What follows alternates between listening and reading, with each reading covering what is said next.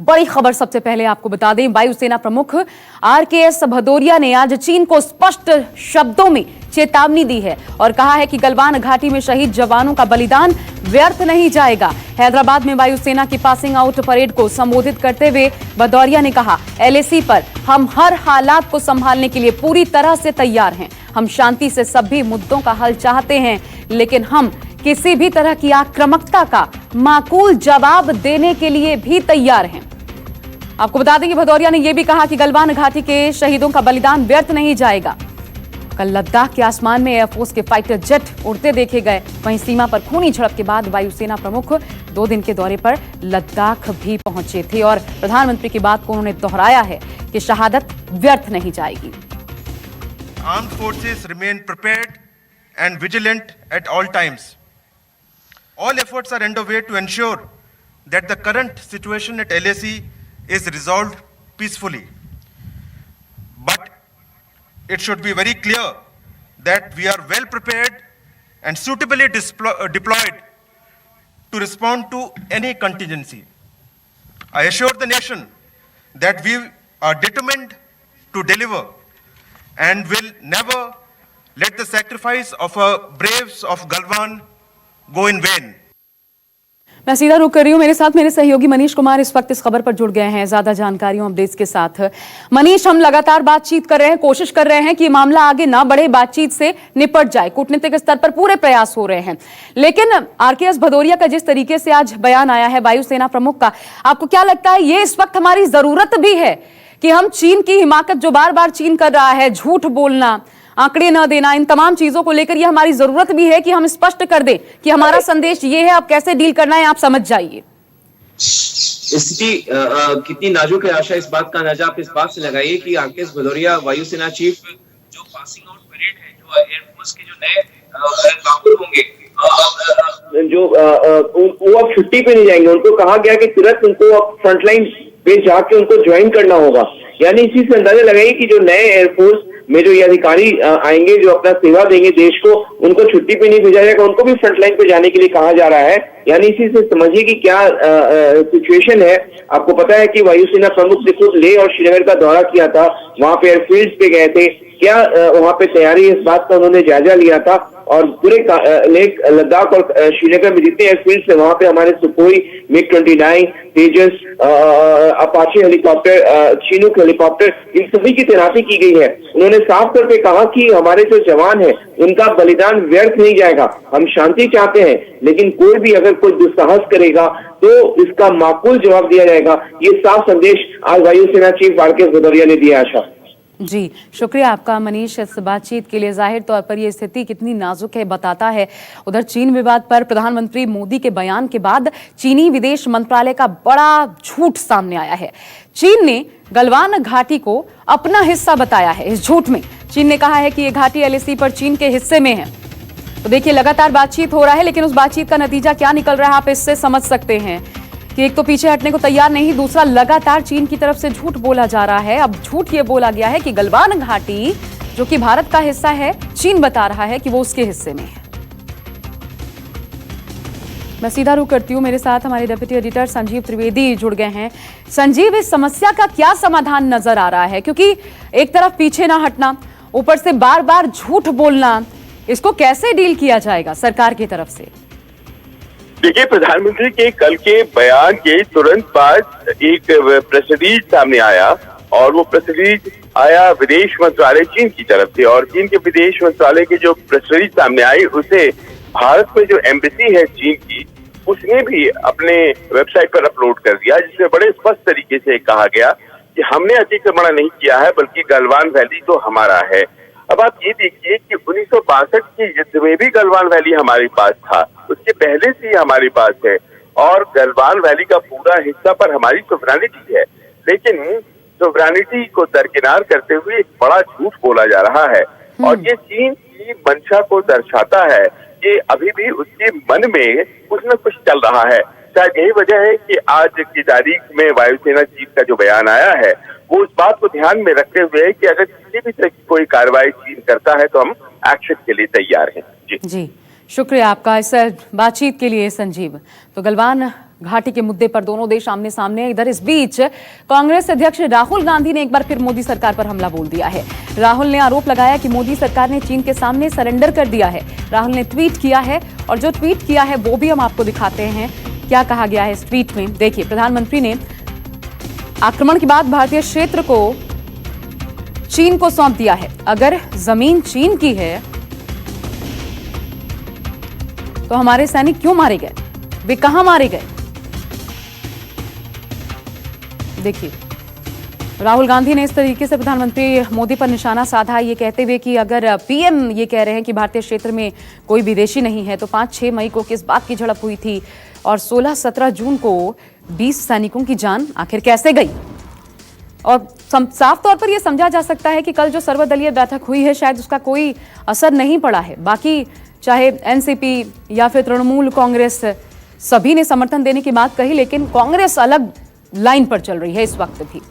मैं सीधा रुख करती हूं, मेरे साथ मेरे सहयोगी रमन कुमार जुड़ गए हैं। रमन, क्या मतलब निकालें इसका? अभी भी इस प्रकार के सवाल उठाना, जब बार बार हम ये कह रहे हैं, अभी सेना प्रमुख का भी वायुसेना प्रमुख का भी बयान सामने आया, उसके बाद प्रधानमंत्री मोदी भी स्पष्ट कर चुके हैं, सर्वदलीय बैठक में भी जानकारी साझा कर चुके हैं, फिर इस बयान को कैसे देखें राहुल गांधी के?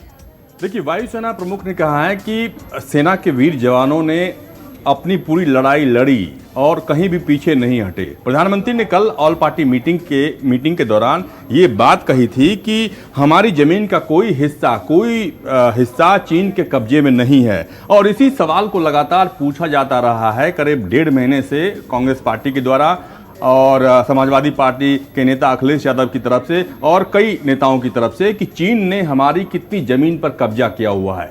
सबसे बड़ी बात कि जो घटना हुई, उस घटना के बाद लोग सामने इस बात को लेकर आ रहे हैं कि आखिरकार हमारे निहत्थे जवान थे, क्या उनके पास कोई जानकारी नहीं थी? किसने ऑर्डर दिया उनको जाने के लिए बिना हथियार के? क्योंकि ऐसी परिस्थिति जो आर्मी के पहले पोस्ट पे रह चुके हैं, उनका ये कहना है कि अगर ऐसी परिस्थिति कोई आती है कि अपनी जान बचाने के लिए हथियार उठाने से उन्हें कोई रोक नहीं सकता है। अगर ऐसी परिस्थिति में 20 जवान को शहादत देनी पड़ी, इसके लिए जिम्मेदार कौन है और किसने ये आदेश दिया? बात तो ये समझ आ रही है ना कि कोई विश्वास, कोई साथ बन नहीं पाया पार्टियों के बीच कल की सर्वदलीय बैठक के बाद भी। मीटिंग के दौरान ही सोनिया गांधी का वो बयान आपको याद होगा कि जब सोनिया गांधी ने कहा था कि ये ऑल पार्टी मीटिंग काफी देरी से बुलाई गई क्योंकि ये घटना अचानक नहीं हुई है। चाइना लगातार हमारे भूभाग को अपने कब्जे में लेने की कोशिश करता रहा और उस भूभाग को बचाने के लिए हमारे जवान ने शहादत दी। तो इस ऑल पार्टी मीटिंग को पहले बुलाया जाना चाहिए सरकार के द्वारा। ये बात कांग्रेस पार्टी ने कल की बैठक में कही। शुक्रिया आपका रमन इस बातचीत के लिए। उधर कांग्रेस नेता पी चिदम्बरम ने कहा है कि अगर प्रधानमंत्री कह रहे हैं कि भारतीय क्षेत्र में कोई विदेशी नहीं है तो 5 और 6 मई को किस बात की झड़प हुई थी और 16-17 जून को 20 सैनिकों की जान कैसे गई?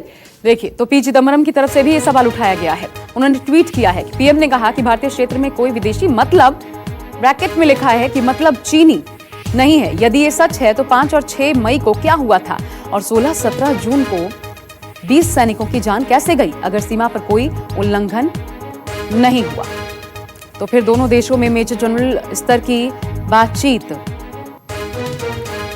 किस बारे में हो रही है?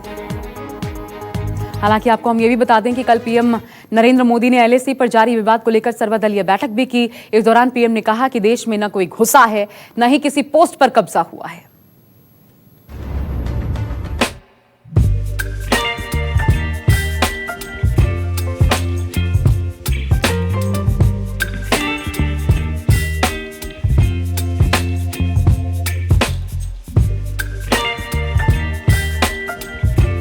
पिछले कई दिनों से लद्दाख में एलएसी पर जारी विवाद के बीच शुक्रवार को प्रधानमंत्री नरेंद्र मोदी ने सर्वदलीय बैठक बुलाई, जिसमें देश की 20 राजनीतिक पार्टियों के प्रमुखों ने हिस्सा लिया।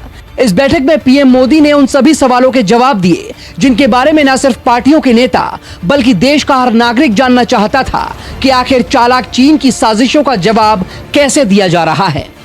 बैठक की शुरुआत एलएसी पर शहीद हुए जवानों को श्रद्धांजलि देकर हुई।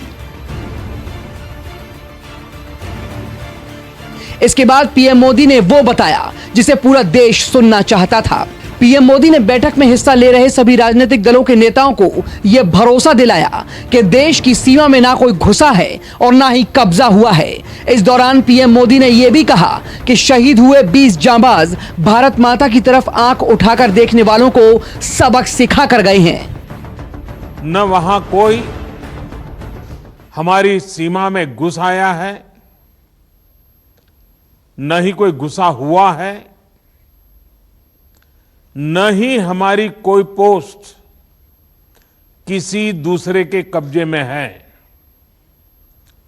लद्दाख में हमारे 20 जाबाज शहीद हुए, लेकिन जिन्होंने भारत माता की तरफ आंख उठाकर देखा था, उन्हें वो सबक सिखा कर गए हैं। शुरू से ही सीमा विस्तार ड्रैगन की नीति रही है, जिसको उसने इस बार भी अपनाने की कोशिश की, लेकिन यह साजिश भारतीय जांबाजों की बदौलत नाकामयाब हो गई। पीएम मोदी ने इस बैठक में 2 टूक लफ्जों में साफ कर दिया और भरोसा दिलाया कि आज हिंदुस्तान के पास ऐसी क्षमता है कि कोई हमारी 1 इंच जमीन पर भी आंख उठाकर नहीं देख सकता। आज हमारे पास ये कैपेबिलिटी है कि कोई भी हमारी 1 इंच जमीन की तरफ आंख उठाकर भी नहीं देख सकता। आज भारत की सेनाएं हर सेक्टर में एक साथ मूव करने में पूरी तरह सक्षम है। इस दौरान पीएम मोदी ने दुनिया और चीन दोनों को यह एहसास करा दिया कि राष्ट्रीय सुरक्षा के मसले में हिंदुस्तान किसी के दबाव में नहीं झुकेगा। जिस तरह से सीमा पर इंफ्रास्ट्रक्चर का काम चल रहा है, वो जारी रहेगा। भारत ने कभी किसी बाहरी दबाव को स्वीकार नहीं किया है। राष्ट्रीय सुरक्षा के लिए जो भी जरूरी कार्य है, जो भी जरूरी इंफ्रास्ट्रक्चर का निर्माण है, उसे इसी तरह तेज गति से आगे भी किया जाता रहेगा। मतलब साफ है कि चीन अक्सर जिस 1962 की लड़ाई का जिक्र करता है, वो दरअसल अब इतिहास है, क्योंकि वर्तमान हिंदुस्तान है जो अब किसी दबाव में नहीं आएगा, और भविष्य भी हिंदुस्तान है, क्योंकि जो पहले कभी नहीं झुका वो आगे भी नहीं झुकेगा। Bureau report, news 24।